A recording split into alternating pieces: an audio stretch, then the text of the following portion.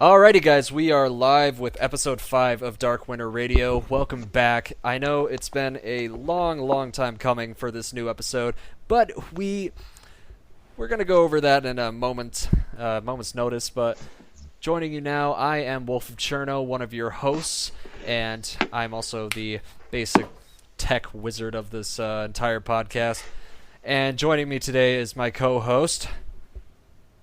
What up, guys? This is Patrick here. I am also, as like Evan said, I am a co-host of this podcast, and I also run the Division Australia community channels. And with us as a guest host today is Dave, also known as DB The Division. He is a famous cosplayer and star player for Ubisoft. Can you introduce yourself, man? Okay, everyone. Yeah, Dave here. Nice. Good to be part of the show. Thank you guys for having me. Alrighty, yeah. Alright, hi Crying Kraken. Hello Rhino the Bouncer, and hello Dan Tex. Welcome to the chat. And today we're basically going to be going over a lot of the news. Basically, since we haven't done a stream since the open beta for the Division, I want to explain to you guys why it kind of stopped. It's not necessarily, for me, it wasn't laziness that made us stop the stream. Well, it was kind of laziness, but yet it was also just like no ambition, because after playing the beta for the Division, I, for some reason, didn't see something special with the game that would make us want to keep going with it, because I saw a route that it was going down, and it just didn't look like the route that I personally anticipated, which I let get to my personal side. And I feel really bad, because I know a lot of people were enjoying the podcast, and leaving it off on a 4th episode, it made me really depressed. And over the new Underground DLC, I did some streams for that, but basically, bringing it back now with the new Survival DLC, and especially after 1.4, we can definitely bring it back, because the game is looking much better in its newer state, especially with all the fixes from the last update. Definitely. Yeah. So basically, that's the reason why. It wasn't me being overly lazy, that was a little bit of it, but it was just me losing faith in the game, which I feel like an asshole for doing, which is why we're rebooting it now and gave it a fresh coat of paint with a new logo and whatnot, and we're giving it a new podcast as well, a new sister podcast called Intel from the Wildlands, which I made the name for. It's gonna be fun talking about Intel from the talking about Ghost Recon Wildlands as well, and I hope you'll all enjoy that when it starts up either at the end of this year or early next year. So basically what we're going to talk about now is how the game, over the last 8 months it's been out, how it pushed the boundaries of RPGs and how it failed as well. And basically, I know it succeeded. A lot of people just didn't like it because they felt it didn't keep its promise, I'd say. And yeah, I guess they all thought that they saw the 2013 trailer and everybody assumed it would be like that, and especially 2014. But the game came out, and as you guys could see, it was on a brand new engine, the Snowdrop engine that was made custom for the game. Had a lot of advanced features that something like an Xbox One or a PS4 was a little bit too weak to handle. I do want to mention, just quickly, you were talking about what happened with the long break. Mm-hmm. For my side, it was more obviously like what you were saying is true. There was also a lot of clashes with our schedules, Yeah. Work and all that, and unfortunately, it did clash with a lot of the podcasts. But like I said, we're back now. We're refreshed. 1.4 came out. That completely changed how the game is played now. Mm-hmm. And yeah, I just want to give a shout out. How you doing, Rhino? I believe he's another Ubisoft star player, so thanks for joining the stream, man. Oh, really? Nice. Welcome. I just wanted to also add to the part where you were saying how the game succeeded and failed. Mm-hmm. I think, okay, so obviously, like I said, you've given your point of view, what you think of it. Dave, so what's your opinion about how do you think the updates have made it a much better game, a worse game? Did it live up to its promises? Why was it broken? What's your take on that? For me, the updates for sure definitely made it much more better, much more enjoyable. Did it live up to its original promises? I think it did for me. But I also understand it being such a massive game, no one else has sort of undertaken an MMO in this sort of setting and style, and I think it's just so huge, something that was going to give it some point. It's an advancement, basically. Yeah. Yeah. And a lot of players out there, most games always try and find some advantage somewhere, so things popped up. More players, with the millions of people originally started playing the game when it first came out. Yeah. I think they just discovered these bugs or whatnot that came up.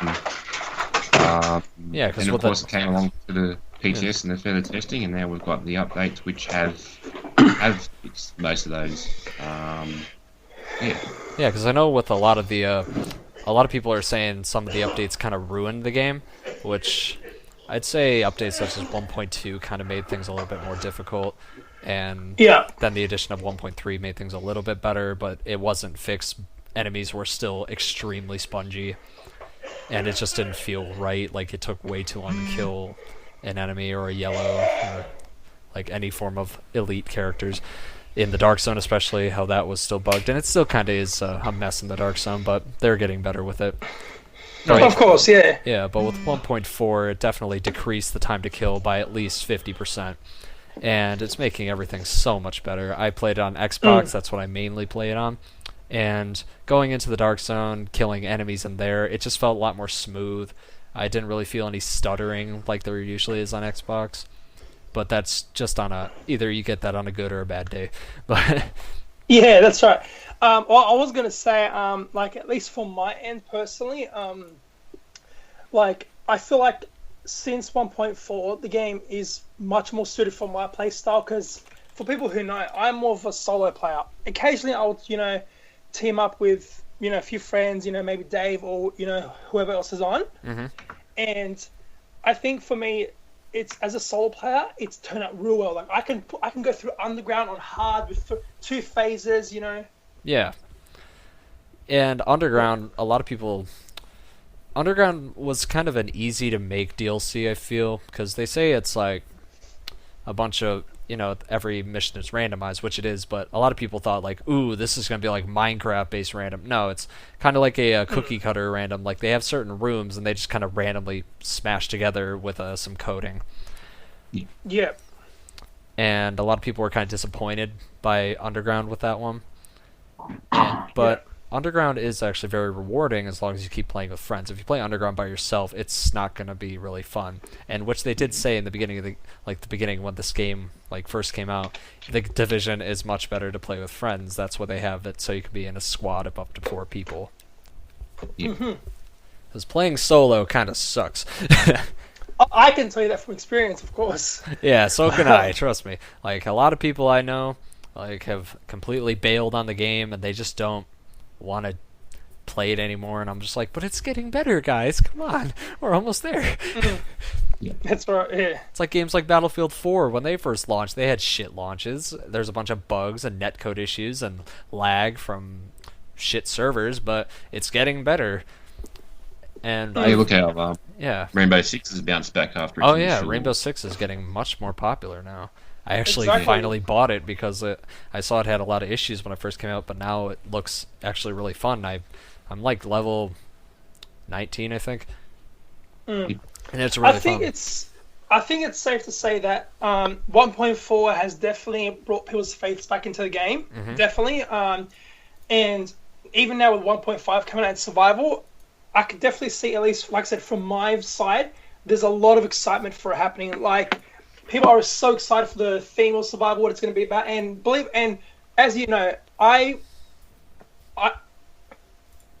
wanted that theme where, like, you're helpless and all that, and we're going to get that with survival. That's what I always wanted in the game, and you're infected, and we're going to get that with survival. So yeah, that's and awesome. we can go over a lot of survival in a little bit, but real quick, we can actually with the PTS release of survival, there was also some patch notes for the. It's like they haven't added everything to it yet, but it's patch notes for 1.5 that'll be coming along with Survival, which I heard a rumor it's coming out on November 25th, which I feel like is too soon. But Well, from what I've read, the PTS ends on November 13th. oh really? For Survival? That's what I read. I read somewhere, and if it ends on the 13th, I'm just trying to. 1.4 ended, and then didn't it come out like a week later? 1.4. Yeah, I think so actually. So we could be seeing this really soon. Yeah, maybe the 20th to definitely before the end of the month. I would see. So maybe the little rumor I heard on a Facebook comment section, the 25th, is actually true.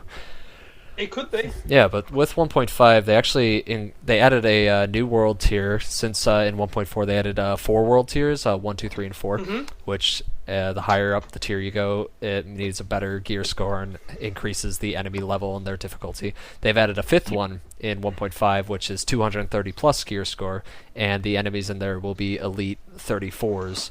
So that'll be pretty fun. So you'll be able to get some pretty sick loot out of that.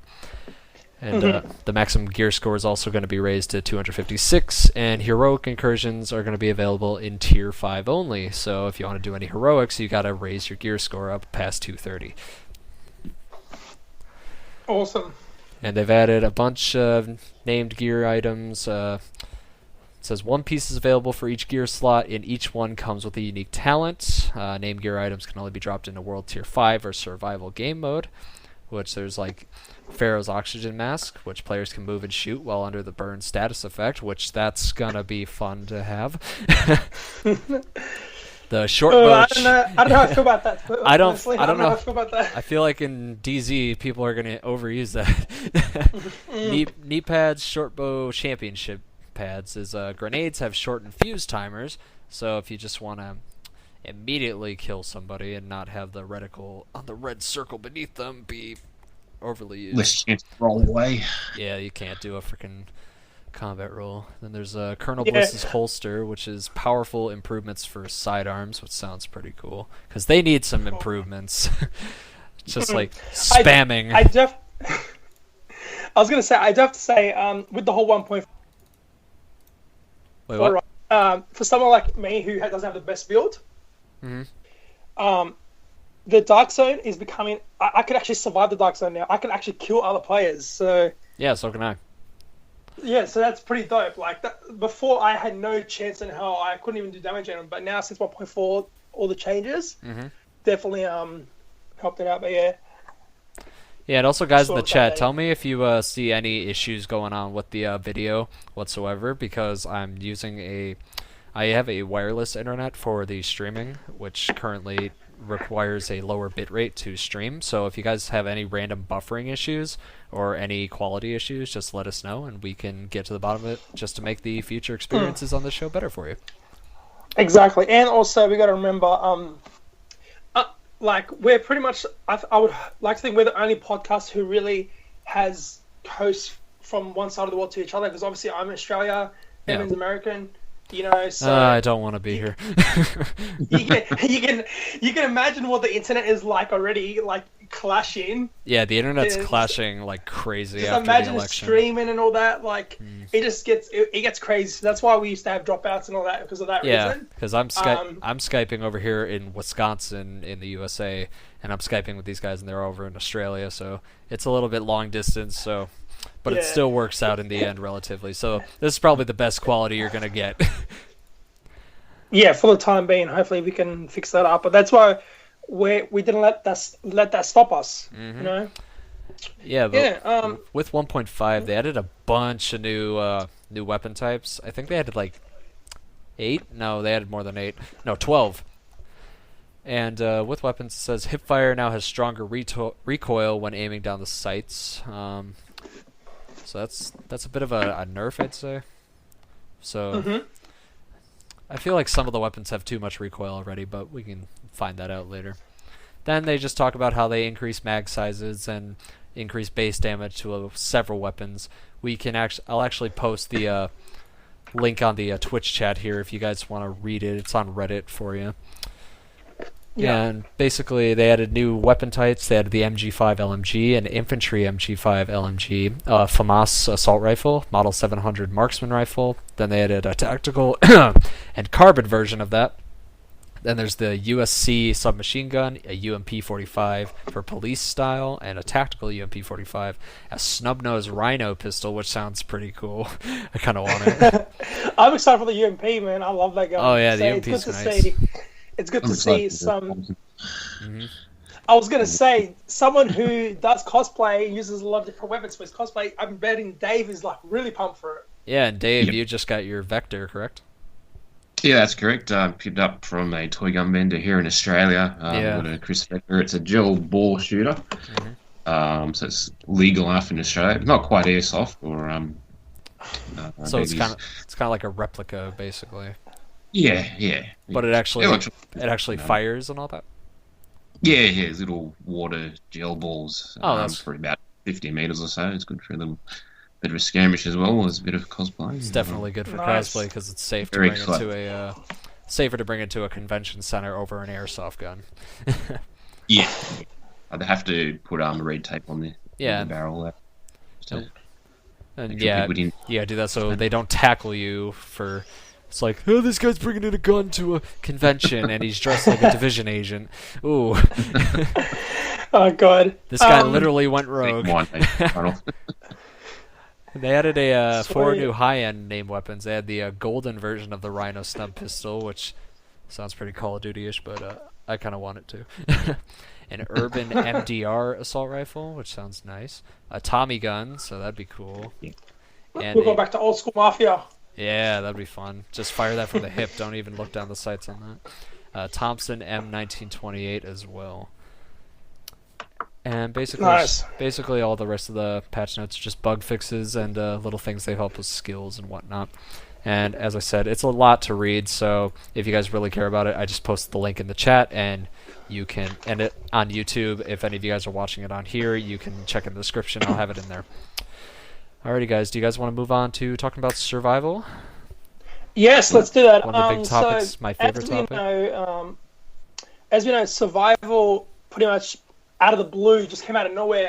Yeah. For the guys over at the division. We had no idea it was coming. We had no idea about the stream. They just announced that some streams happening, and then before we know it, They're they showing announced it there's a off. And it's Exactly. And they showed a PTS Yeah. on PC, which Dave's been playing, I believe. Yeah, I played it last night, got in, and had 2 attempts. First time lasted just over an hour, then Yep. second time. yeah. So matches in survival they can last up to 2 hours, right? Yeah. Yeah, so basically the goal of survival is you have to use every resource you could find in order to survive in the hostile environment. That's what they originally meant. A lot of people thought when it said like survive in a hostile environment, when it was originally just shown that was all we knew of survival, like and that little cinematic trailer, people thought it was going to be like a wave-based system, which I kind of feel like I'm actually glad it's not. I feel I'm like glad it's I not. kind of get the feeling the next DLC, Last Stand, is going to be kind of like a tower defense-y sort of thing. Yep. Because it just I just sounds want to like quickly that. add, Creepin62 in chat says that actually the Urban MDR is supposed to be the blind battle rifle that we're supposed to get back in the underground. Oh, nice. Okay. So we'll see what it is. Obviously, name change, everything. I think the reason why they didn't have it originally was they had some issues with balancing it. So sad they didn't have it at launch with the underground, but But hopefully it's we'll see back it now in survival. 1.5. Pretty much, yeah. All right, that's cool. So, just to Dave, just tell us your experience. Now that you got to have the chance to play Survival on the PTS, obviously, obviously you would have experienced some bugs because, it's still in testing and all that, but tell us your experience, what you liked about it, and just, explain to us what it is for someone like us who are on console who didn't have a chance to play it. Yep. It's like a totally different world. Of course, about the snow, the storm that's coming. Your visibility is really reduced. It creates a much more tense, confined sort of feel. You're sort of really using your cover, really trying to be more aware of your surroundings.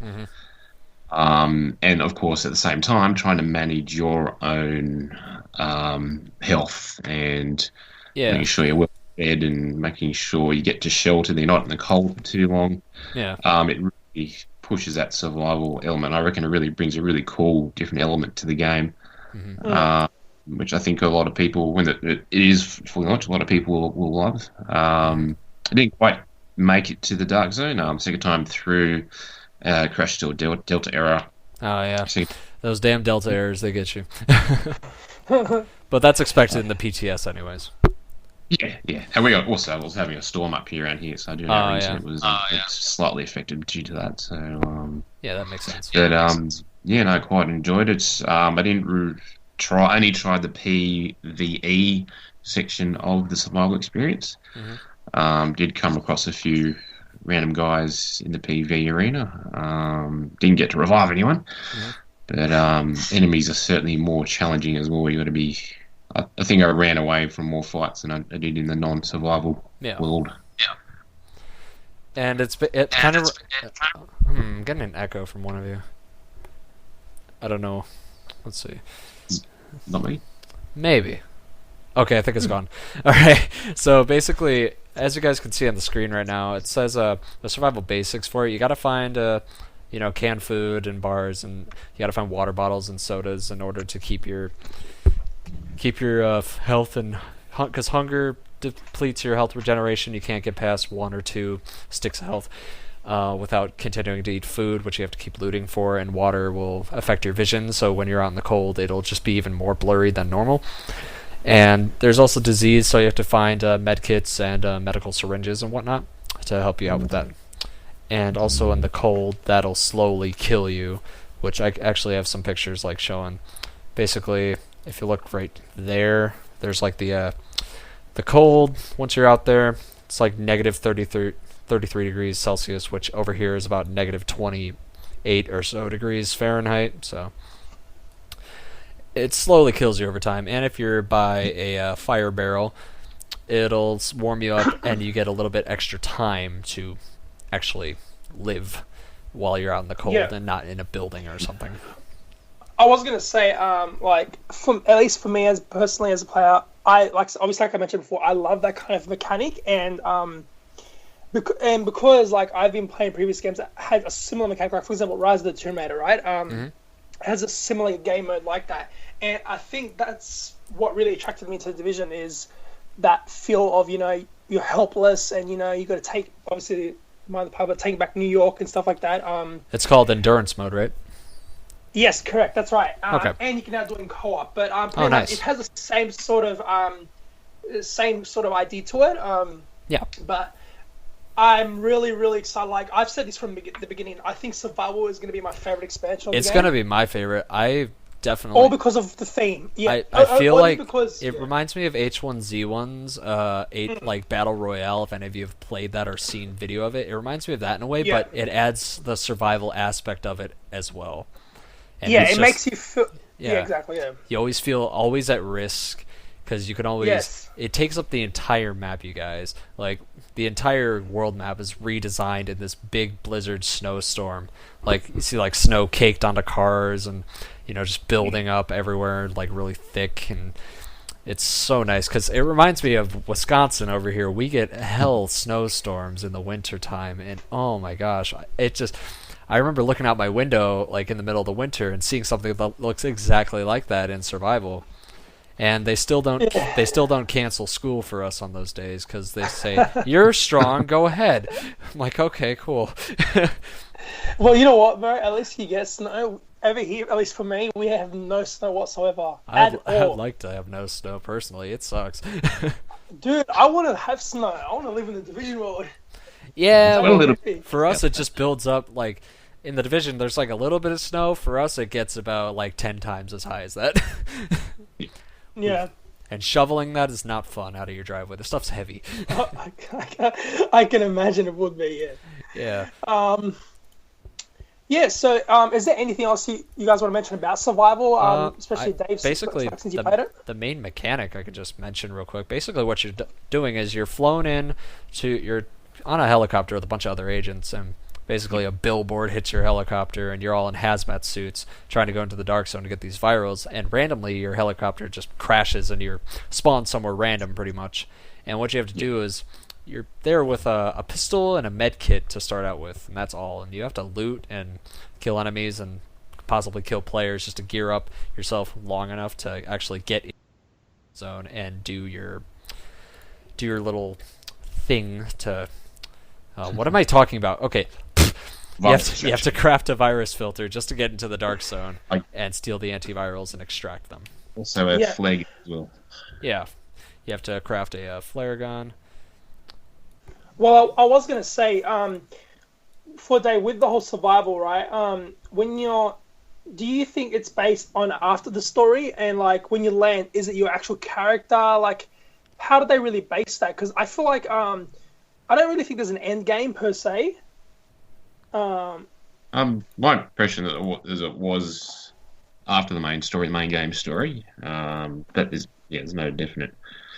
I don't know if it's a big storm that's come sort of in the middle of the main game story, but with the character, it's your character, but all the trimmings and things that you developed in the main game prior, they're not there. You're just like a base load, as Evan said, with a pistol and med kit. Your clothes and appearance, you've actually got to either craft or get those off loot chest or enemies or whatnot that are dropped as loot. Okay. And it's more your clothing's more survival emphasis instead of just appearance emphasis. Sorry, tongue twisted. Okay. So pretty much, yeah. Those different pieces of items of clothes actually have different levels of your ability to combat the cold. So and you also have to craft. You can also craft skills as well by finding crafting materials out in the world and using those. Yeah. You know what I actually wish is I wish I don't know if they're gonna have this or not, but I do kind of wish they have like some sort of hardcore mode where you have no skills at all. Imagine surviving that world with just a pistol or a machine gun or whatever, and you're just going around, and then you finally extract no skills whatsoever, nothing at all. Everything you have to scavenge. Imagine if the Division turned into that in a hardcore version of survival. It'd be cool if they added that, but I think the most hardcore version of survival right now is just the PvP/PvE world, because I know they have two different types. They have a PvP version and which PvP, if you go just for that, that's you can find. I think there's 24 players that get dropped into the world, and that's like enabled. Dark Zone. Yeah, so basically it's a big dark zone, but it's the entire map. It's not just the DZ area. And that gives you actually a 20% increase in your score in the end, so that's a little bit extra Phoenix credits and whatnot. And I was just going to say, I do remember a while back people were asking for that, and I think the devs denied it or something. They're like, we're not going to do a battle royale. We're not going to turn the world into a dark zone. They kind of did. That's right. I'm happy with it. Like I said, I'm freaking excited to play it. Man, I wish I could play it on PTS, man. I wish I could play it on Xbox One right now, but it's not out. I know, but who knows, man? You never know. Maybe PTS will one day will come to console. We don't know. They say they're trying to get it onto console. They just they're having licensing issues with Sony and Microsoft. Of course. Which is completely understandable, because having a beta test like once every month is going to be difficult to do. It would have to be something they build into their current client or a different client in general. So, I read somewhere, I can't remember what source, but apparently with Microsoft they had some progression in terms of implementing that. No more specifics, just that there had been some progress. So, well, I mean, it would make sense because let's not forget the Division has an exclusivity deal with Microsoft when it comes to DLC and promotion. Like you don't.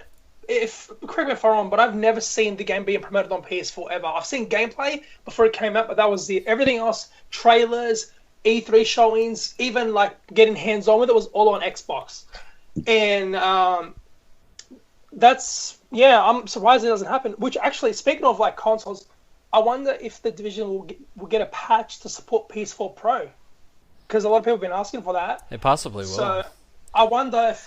I'll be honest, I kind of hope it doesn't, because then it will just leave Xbox people behind. And but that's people like on they were comparing the PS4 Pro to the Xbox One S, the slim version, because that actually supports 4K as well as HDR. Yeah. Well, I mean, I've got a Xbox One S personally. Like, I upgraded my original X1 to the S, and I don't really see any benefits from it, only because it's my fault. I don't have a 4K TV. I don't have a HDR TV. Yeah, neither do I. So that doesn't really benefit, but I mean, definitely the Scorpio I'm looking at getting. Hopefully it will support it then. But I did notice we actually have a question from Facebook asking about Terry. Yeah, that's right, Terry. So shout out to Terry, also known as Beta53 on Xbox. He's asking about the main weapons, so such as SMGs, LMGs, shotguns, you name it. In survival, are they getting too much ammo? So he noticed that from memory that when they were playing with it, you were actually given too much ammo. Yeah. Now, but I think with your pistol in the start, you only get like about 40 rounds. But basically, what a lot of people do is when they kill another player, the player currently in PTS, apparently when you find a dead body of a player, it dupes their items, like doubles them. So that's one reason why a lot of people are getting ammo, because if that player has full ammo, it gives you double ammo, pretty much. Yeah. Well, have you noticed that, Dave, yourself, from playing PTS? I never picked up any ammo from anyone else that was down, so I couldn't say on that.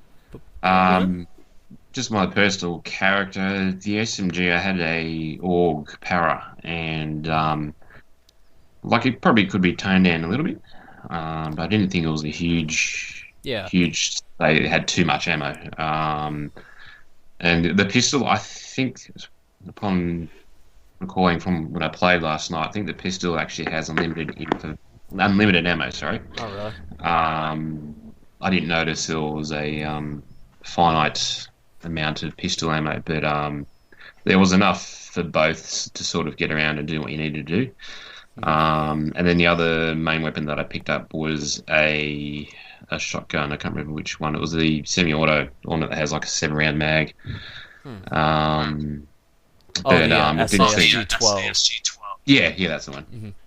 It didn't seem to have too much ammo, but I didn't really get to use that much. I mainly was popping and shooting with the AUG para. All right.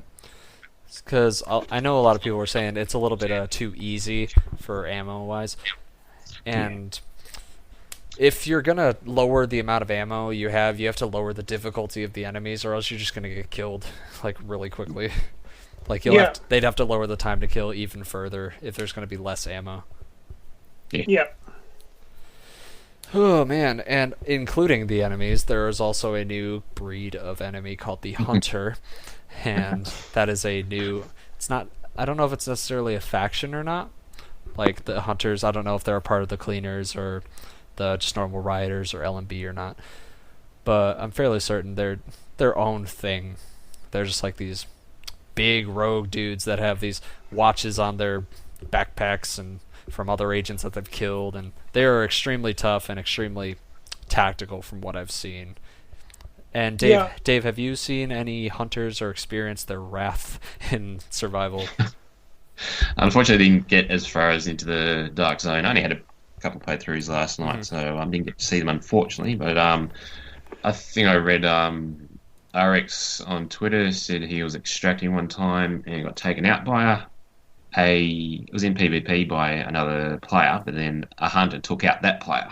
Oh. And this was just one hunter. So imagine how awesome and dealing with that. I watched Eric's stream, and while he was playing, in the first like 10 minutes, he actually ran into Marco Style NL, like he was about to kill him, and then he's like, oh shit. And then further on, he actually ran into Tally, the Division, which is also a relatively popular Division YouTuber. I think he's moved on to Star Citizen videos now, but basically they ran into him and one of his friends. And okay, it says CreepNG62 says they're very smart and they self-heal, which is, yeah, that's a little scary. So you're gonna have to take them out as a group. Oh, I was just about to say, yeah, groups are definitely a big thing now in survival. Mm-hmm. I just want to add, though, the whole ARX running into Marco Style. I was bidding on Marco Style. I got a bit on my boy, you know? Mm-hmm. So, no hate against ARX. I love ARX, but, you know, like I said, Marco's my boy, man. Mm-hmm. E3, he was an awesome dude to talk to. Yeah, that's cool. I think they teamed up in the end, though, didn't they? Yeah, they all four of them teamed up, and when they're extracting, they actually... apparently when you're extracting the antivirals, that's when the hunters really come. Like a wave of them comes after you. Mm.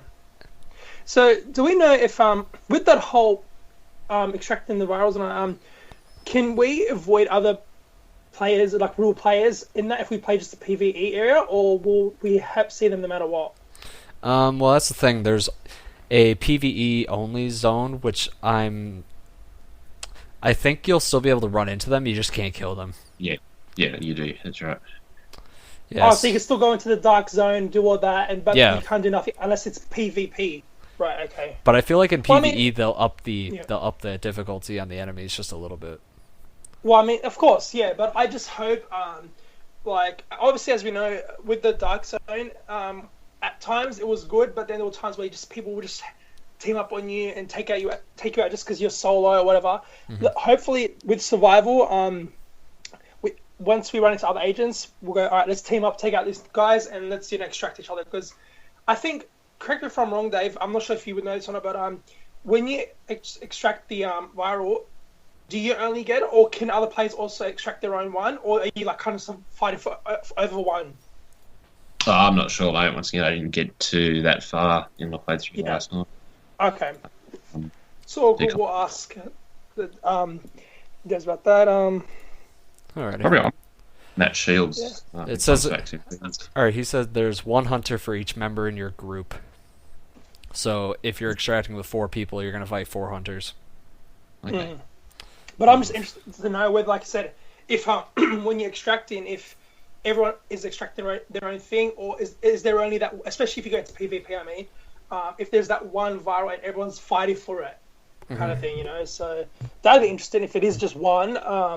But you never know with these things, of course, when it comes out, there are going to be some things where people are like, oh, they should probably nerf that, they should buff that, whatever. It's expected, it's like that with every game, Like, so, PTS is basically beta testing before release. it's pretty much, yeah. It's, so you can provide your feedback. CTEs. Yeah, exactly, yeah. Which is, I'm really happy to see that they're doing a PTS, especially with 1.4, how successful that was. Yeah. So it's good to see that the PTS is helping the game out and making it healthier for the future, which is what they need, obviously. And it's brought back a lot of players as well. Like I said, I've had a lot of people message me saying, oh, this new patch is amazing. We're so glad. And there's a lot of people actually excited for survival too. Like, once I talk about survival, I'm extremely excited for survival. Yeah, I think survival's going to definitely change it. Like, everyone's saying, oh, survival's going to be awesome. We can't wait for it. It's what a lot of people expected the game to be when they first announced it, because exactly in the game, it showed them going into the police station. They were grabbing water bottles, and there was like some food there too. So a lot of people thought you'd actually have to eat and drink constantly. And that would have been actually it just ended up becoming a thing to give you a little bit of a buff in a battle, and it didn't really matter. Yeah, exactly. I definitely want to send a shout out to the devs over at Ubisoft Massive. If you guys are listening to this, so Antoine, Yannick, Hamish, Gabe, Julian, everyone on the team. Just a shout out for you guys doing such an amazing job on the game so far, and thank you so much for keep the support on it, and keep going with the good guys work, guys. Yeah, keep it up, guys. We appreciate you keeping up on the game and keeping working at it. No matter, just don't let the negativity get to you. It's how plebs on the internet are nowadays. They feel negativity makes them stronger, and it only just makes only makes them weaker. That's why we love Hamish. Hamish is so good with that kind of thing, especially when he does the state of a game. I watch it, and we could tell they definitely have a good community team right there. And, they are built strong. And they fuel us. Like, I could tell you from my personal experience, they fuel me to keep going with the page and doing this podcast myself and everything like that. They fuel me to want to keep going, no matter what. So, and again, thanks to the guys, at least for my personal experience, thanks to the team over there. You guys are awesome, and Yeah. And Dave, do you have anything to say to the devs if they ever choose to watch this? Like Pat said, just a huge thank you for making the game, daring to take the risk to go here that no one's ever done, and continue to listen to the community as you have, and improve the game, and use that feedback. And it's from the comments that we're starting to see come out with survival, and after 1.4, it's look like you're bouncing back and doing well, and we're hugely proud of seeing that happen, and not just with the personal experience with the devs there, but just stepping back and appreciating what the game is, and its depth and the size of it and what's been done with it. Of course. Yeah. Even with hiccups that have come along, it's still going strong. Like Destiny sort of had a similar kind of path, and I can see that happening with the Division as well. Yeah. But yeah, just a huge thanks to the devs again for making that, and to the fellow community members such as Pat and Evan, others around the community for continuing to push content out and keep people out there in the public informed. And it's really great community. And we're not stopping pushing content out this time. I'm not No, slacking. I'm not slacking off again. Yeah, this is not my last speech sort of thing. We're gonna have like 60+ episodes of this shit. So hopefully, hopefully it pushes on that far. Yeah, I do want to mention also that one thing I do want to say thanks to the team. Sorry, is that the fact that they came out and they admitted the game was broken at the time. Not many devs will do that, and I just want to say, yeah, thank you. You had the guts to come out and say, yes, we know our game's broken. We want to work with the community to fix it, and they did that, and it's just gotten more respect to the devs. So, again, congrats to the guys in Sweden. Also, congrats for, I believe, they announced that the Division was actually the best-selling game of the year. Oh wow! For Ubisoft or just in general? In general, and for Ubisoft. Oh wow! I know they said it was their best-selling new IP. Yeah, I think, correct me if I'm wrong, I know the beta was their biggest at the time as well, but I think now For Honor took that place for the beta. Yeah. But you know what, no matter what, I don't care what honors it has, it's still one of the best games I've played. I've dedicated 3 years of my life to the title, constantly making pages for it, went to E3 with Dave to play the game, have spent a weekend with the devs. What else can I say, I can't wait for Division 2 if it happens. Yeah, Division. Are you talking about Division number 2, like a second division? Yeah, well, who knows? As we all know, obviously, we start off in Brooklyn in the game. Yeah. Who knows where the second one can take us? Be nice to take us to a different city or something. I don't know. Come to Australia. Yeah, come to Australia. They already went there once with an Xbox game, so Forza Horizon 3 happened. So. Yeah, and look how good that was, huh? Yeah, that's the best-selling Forza game so far. Horizon 2 was good, but Horizon 3 actually does beat it, in my opinion. Bro, Australia, what can we do? I know Australia is the best, right? Remember, Far Cry 3, the next Far Cry in Australia. You heard it here first. Oh hell yeah! But yeah, guys. Since I feel like we're finishing up here. Dave, what do you want to say? Sorry to digress, but thank you just to you two guys for including me on the show. I've been wanting to be on for months. Oh yeah. Just to life and other equipment schedule hasn't matched up, but today it did. So I just want to say thank you. It's great to have you on. And I just want to say, also, Dave, you're always welcome, man. You're like family to us. You're a squad you're an agent with us, and you are always welcome. Anytime you want to be a guest, just give us a shout out, and we'll add you on no matter what. You have a VIP on the overlay You're VIP, as well. Man. You're VIP. Along with you is Robbie from Open World Games. If any of you know of him, he's on the show. He's been on twice. There's also Matthew Shields. He's been on a couple times, and our old co-host Gabe, aka the Tom Clancy Report, which he told us he can't be a co-host because he has work and it basically kills him, which we completely understand. So I just made him into a guest host. So whenever he wants to come on the show, he can, and it'll be perfectly fine. Yes, definitely. But yeah. So you guys want to get into the last few topics before we head off? Yeah, sure. We have a Q&A, so if any of the... how many people are in chat? 5. Ask any questions. Well, I was going to say, we actually had a topic... Oh, what was that? I was also going to say, we had a topic about the survival and the last stand, will bring back people. Oh, yeah, shit. I'm sorry. Okay, so... as we all know, I believe it was 1.3 at the time. So Underground came out, was good for a week, and then we had let's be honest, there was a lot of terrible feedback saying, people are not coming back to the game, people don't want to play the game anymore. Yeah, and then that's when they started PTS. Exactly. And let's not forget, they said that about Call of Duty every year too. Yeah. And then PTS came out, 1.4 came out, it brought back a lot of the player base, and I remember they announced that this included Siege as well. I think there's an active 10 million players in between games. Mm-hmm. I could be wrong. I have to double check that, but yeah. So how do you guys think? As we all know, survival is going to definitely bring back people just from the excitement people are giving for it. What do you guys think of the player base when it comes to survival and even the Last Stand? Even though we don't know nothing about it yet, do you think that would also bring more people back? I think it'll bring people back, but you have to think about also bringing people back, but having them stay. You have to have something that is fun, and it always is fun. No matter what you do. Like Underground is fun for about a week because it's just basic like. You got 5 types of missions, and you go do them over and over again. They're randomized, and you just add some little buffs in there. That can get boring really quickly, especially if you're playing for 6 hours in a row or something. But games like Survival, which you can add the whole map is changed, so it feels like an entirely different game, pretty much. All the new mechanics: hunger, thirst, disease, being cold, having to warm yourself up, being hunted by other players and hunters, and different versions of enemies the closer you get to these antivirals. I feel a lot of people are going to find a strong resemblance of that to either endurance mode and battle royale. And battle royale on Twitch is a very popular streamed game. It's like on the top 10 every day. And I feel a lot of streamers on Twitch, when they start finding out about survival, they'll start actually playing that and drawing people back in. And it could be the thing that brings the Division back on the map.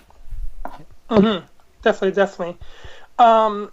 So I think now we should move over to a quick chat Q&A. So if there's anyone in the chat who wants to ask us any questions about anything you guys want, give it a go. And while they're doing that, let's talk about the new schedule and such. Just something so people would know from now what's going to be happening to the show.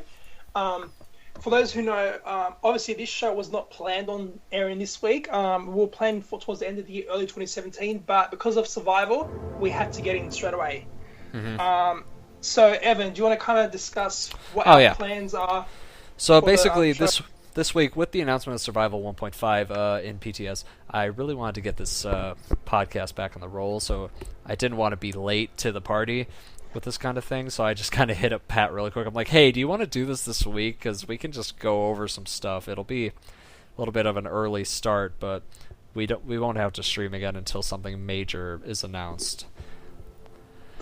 And basically, our scheduling, Pat and I scheduled it out for originally early 2017, but I just said late 2016 just in case he's prepared by then.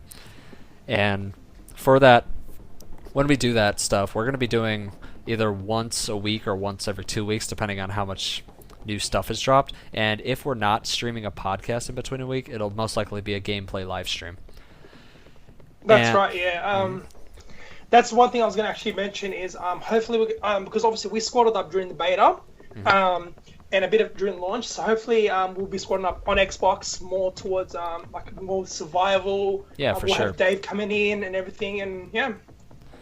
Yeah, and so basically we also had the announcement of intel from the Wildlands, which is for Ghost Recon Wildlands, which is very similar to Division in certain ways, but it's a lot more tactical. I would say what I experienced in the recent technical test for it, but the only thing I'm allowed to say is it's really fun and you should pre-order it. Yes. NDA. NDAs stab me in the heart. That's my character. Mate.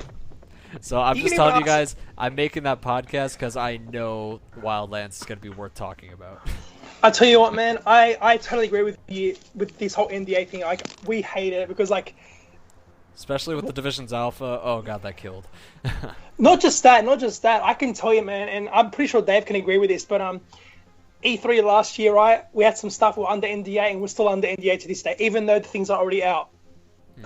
Yeah, there's still some things. There's still things we can't talk about, even though. I'm just like what? It kind of is already out already. Nothing in LA stays in LA. Yeah. Exactly. I still come back. You know what? And then they were just on it, and it's pretty fun. I think of it as funny, but yeah. You know what can you do? Anyways, so there's that. We actually have just one question here. Yeah. What's that? I was about to say we have a question. Okay. Yeah, so Creeping62 says, will there be any year 2 content? We can't confirm or deny that. Unfortunately, because I would expect there to be something. Yeah. Exactly. Well, let's not forget we still have Survival, which is supposed to come out hopefully by the end of this month, and then the Last Stand. I would assume Last Stand will come around February or March. I would imagine.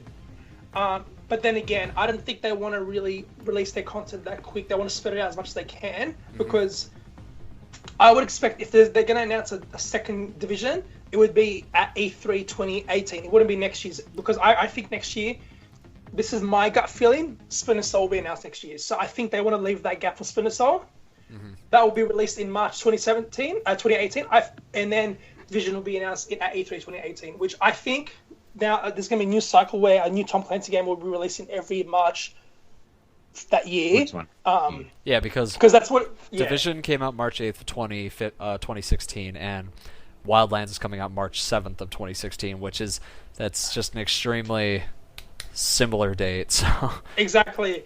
And also, like, I still can't believe it, man. Like, we're in November now, and the game was announced over 3.5 months, 3 years and 3 years and 6 months ago, something. Like, yeah, it was announced crazy. June of 2013, which it's been an amazing journey. It's been a very progressive journey of the game's development, and we feel it's definitely going to improve in the coming years. They most likely will make a second one. I mean, I wouldn't say why not. You know, I mean, it's definitely earned it. Maybe we can play as Faye Lau. Maybe we can play her story, see what happened with her. Yeah. Because you know she's still in that base of operations, injured. You know, like it's like you're still injured. What's going on? Yeah, it's like either expanding. Maybe Last Stand will expand on that. Who knows? Yeah. But or maybe like there's one more big faction that comes, and it's like the final push to take him back to New York. Who knows? Maybe not. and Won't you even can be finally take it mode. back. Yeah. Yes. More areas of New York opened up. Oh, that'd be Maybe nice. Brooklyn. Hopefully the North. Central Park. Yeah. Central Park, big giant graveyard. It's what they said in the beginning. It is. So. Yeah. But yeah, like I said, to answer your question, we're not sure if there's going to be any YouTube content. I wouldn't be surprised if there is, because Rainbow Six Siege is expecting a second season pass. One of the devs did talk about it, so if that's happening for that, I wouldn't be surprised. What you could expect from it, I'm not too sure. Probably it could be anything. It could be more story content. Maybe they're just going to flesh out the division through DLC instead of making a whole new game. We don't know. Yeah, I'd expect them to just pump out more DLC instead. Yeah, and I'd be happy to support it. I've loved the game so much, and I'm not just saying it because I run the podcast. Like, because I genuinely love the game. I actually remember seeing in the DLC trailer, it actually does say year 1 on the DLC trailer. Yeah.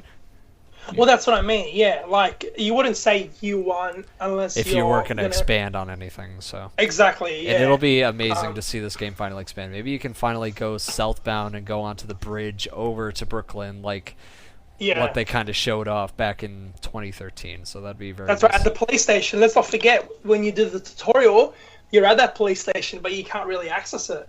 Yeah, you go into it, but you just go in through the back.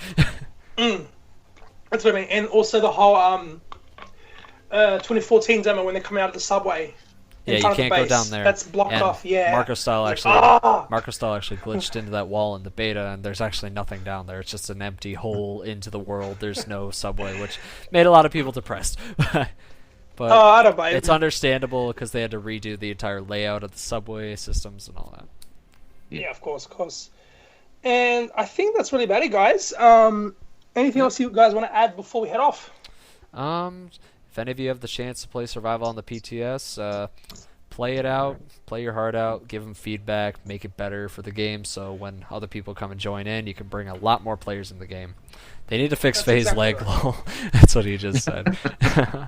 Yeah, what is that? Her leg's been broken since March. Like, it's not healed yet. Yeah. Oh, that's what I mean. Yeah. I think it's going septic at this point.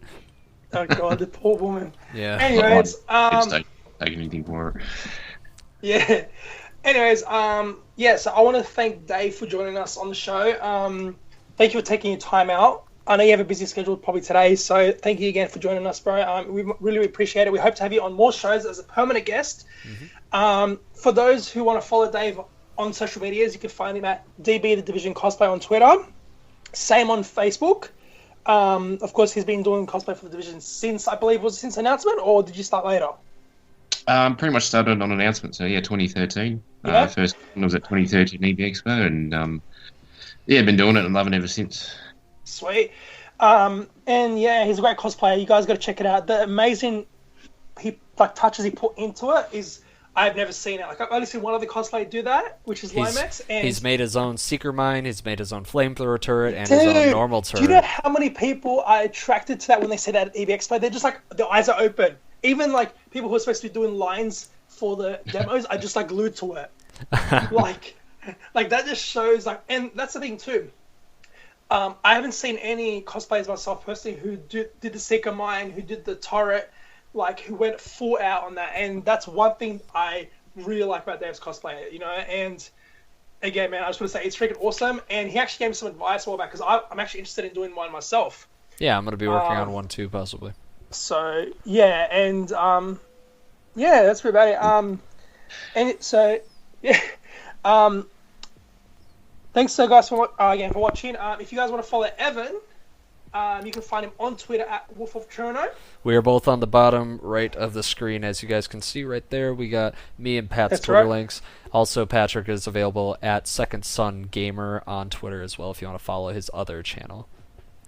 Yes, that's my own personal YouTube stuff I do. And like Evan said, we've got at the Division ANZ, that's all my dedicated Division stuff. And I actually do have a Ghost Recon channel that I'm currently working on. Nice. Hopefully have that out soon. We'll go from there. But yeah, that's all I really got to say, guys. I don't know what else I can really say. Thank you so much again for tuning in, for coming in for our comeback. You know, hopefully our next episode will be probably end of the year, maybe early next year. Once we still have some things we got to work out, setup wise and everything. So this was just like a quick stream that we did put together. Yeah, we just want to talk about survival with you guys. Bring it back. We're excited. So Evan, anything you want to add before we go, man? I just want to thank you all for watching. Thank you for anybody who's sticking next to us and supporting us through the entire way of this podcast. And I hope you guys can stick around, because it's only going to get better from here. The design of the layout's going to change out completely. I just kind of rehashed the old layout a little bit and just kind of change the colors up a little bit just to make it for this podcast. But it's going to be looking a lot more professional, much better, and everything's going to be improved as time goes on. And I look forward to the remainder of the Division DLC and any possible extra Division games that could be releasing in the future, as well as Ghost Recon Wildlands, which in early 2017, when we do Intel from the Wildlands, that'll be streamed directly after Dark Winter Radio. So we'll do about a 45-minute show of Dark Winter Radio, then directly after that is a 45-minute show of Intel from the Wildlands right on this channel. So keep it followed, keep a lookout for anything. And if you want to follow us on Dark Winter Radio on YouTube, you can watch any of our old podcasts just to help you fall asleep or something. That's what I do with podcasts, but help you not be bored. So our soothing voices. Our soothing ASMR voices. Well, thank you very much, guys, for joining in on Episode 5 of Dark Winter Radio. It's been a long time coming, and we are definitely going to keep it up from here on out. And as signing out, this is Wolf of Cherno, and I want to thank you guys one more time. And also signing out is my co-host. That's right, guys. I'll see you guys in New York City, and you've been activated. Go save New York. Yep. And Dave, say goodbye to them. Goodbye. Thanks, everyone. Have a good night, guys, and enjoy your life. Echo. See ya. Echo.